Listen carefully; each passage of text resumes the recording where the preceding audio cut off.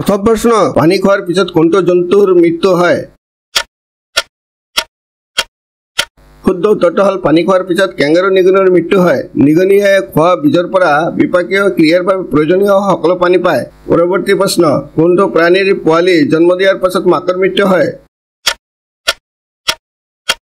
শুদ্ধ উত্তৰটো হ'ল অক্টোপাছ অক্টোপাছ হৈছে চেমেলপাৰাছ প্ৰাণী অৰ্থাৎ ইহঁতে এবাৰ বংশ বৃদ্ধি কৰে আৰু তাৰ পাছত ইহঁতৰ মৃত্যু হয় মাইকী অক্টোপাছে কণী দিয়াৰ পাছত খাবলৈ বন্ধ কৰি দিয়ে আৰু ফলত কণীবোৰ ফুটাৰ সময়লৈকে তাইৰ মৃত্যু হয় পৰৱৰ্তী প্ৰশ্ন কোনটো জন্তুৱে জন্মৰ পিছত মৃত্যুৰ আগলৈকে থিয় হৈ থাকে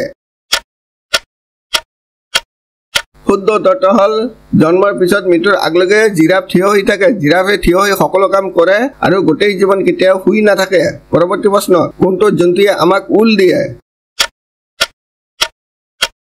শুদ্ধ উত্তৰটো হ'ল উল উৎপাদন কৰা জীৱ জন্তুবোৰ হ'ল ভেড়া ছাগলী আলপাকা আৰু শহাপহু অনুগ্ৰহ কৰি চেনেলটো ছাবস্ক্ৰাইব কৰি বেল আইকনটো অন কৰি ৰাখিব যাতে মোৰ নতুন নতুন ভিডিঅ'বোৰ তৎক্ষণাত পাব পাৰে ভিডিঅ'টো লাইক আৰু শ্বেয়াৰ কৰিবলৈ নাপাহৰিব